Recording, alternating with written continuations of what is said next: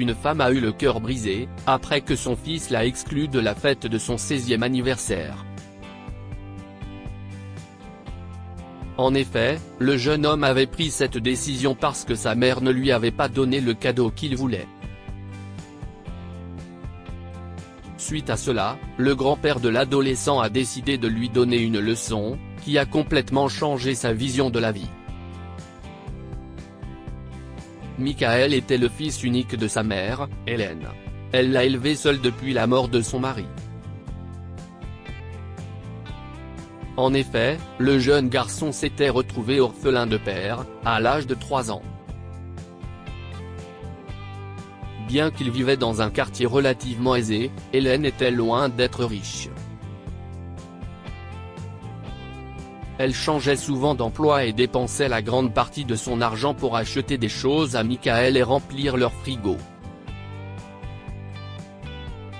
L'adolescent était quant à lui scolarisé dans l'école publique locale de leur quartier, où étudiaient les enfants des familles riches.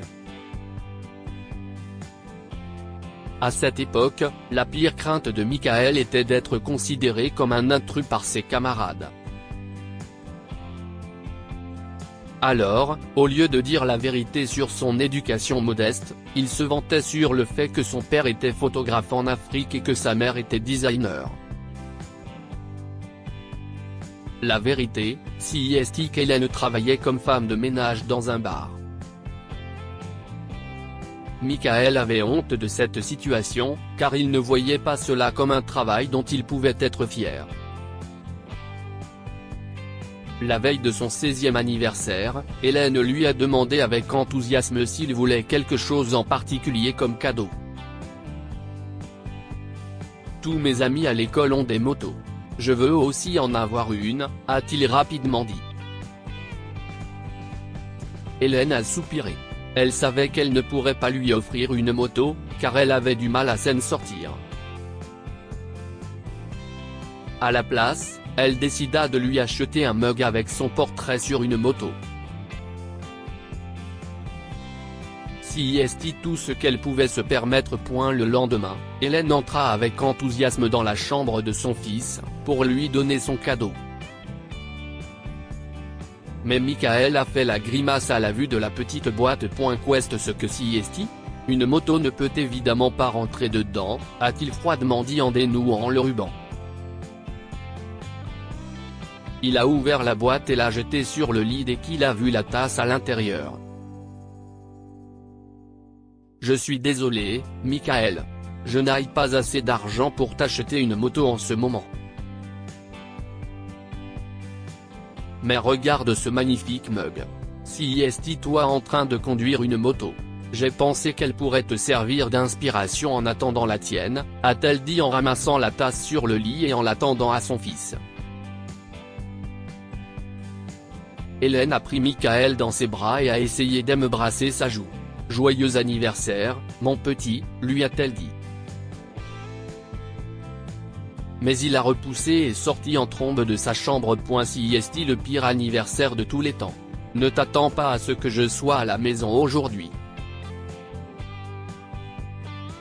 Je fais ma fête chez grand-père, et tu n'es pas invité, a-t-il hurlé en claquant la porte derrière lui.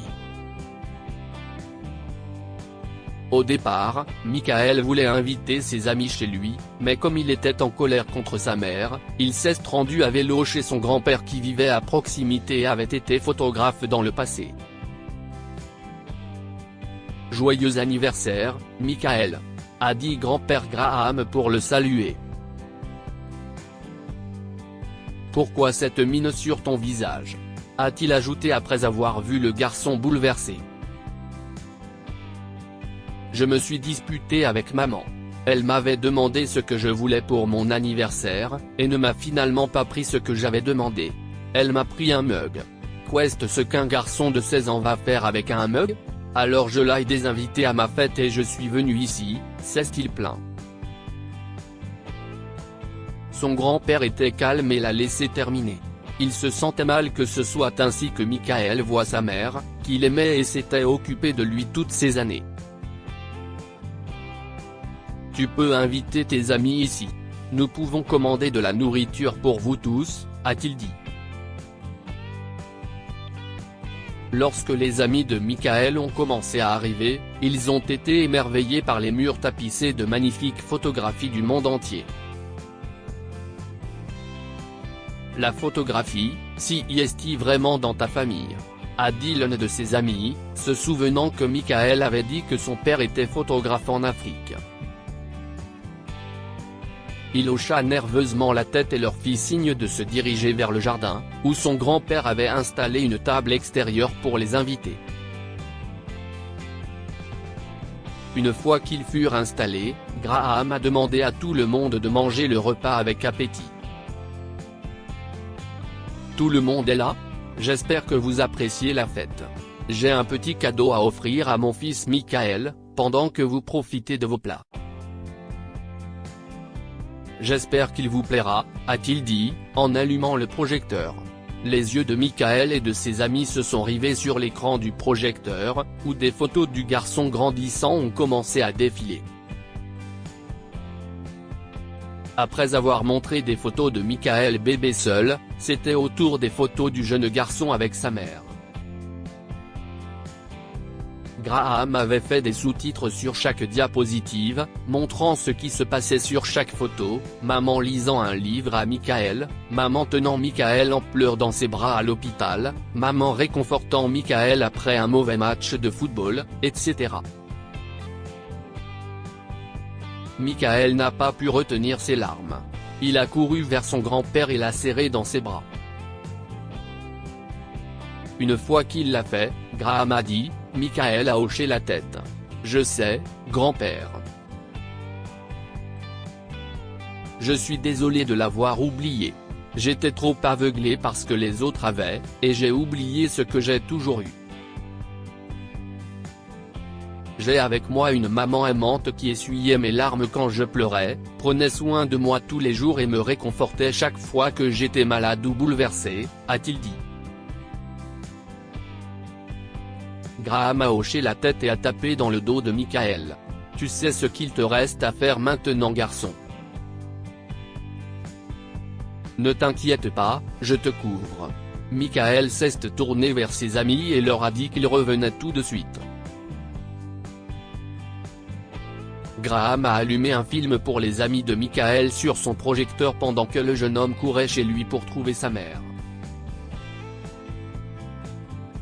Il se sentait honteux d'avoir mal parlé à sa mère et de lui avoir manqué de respect.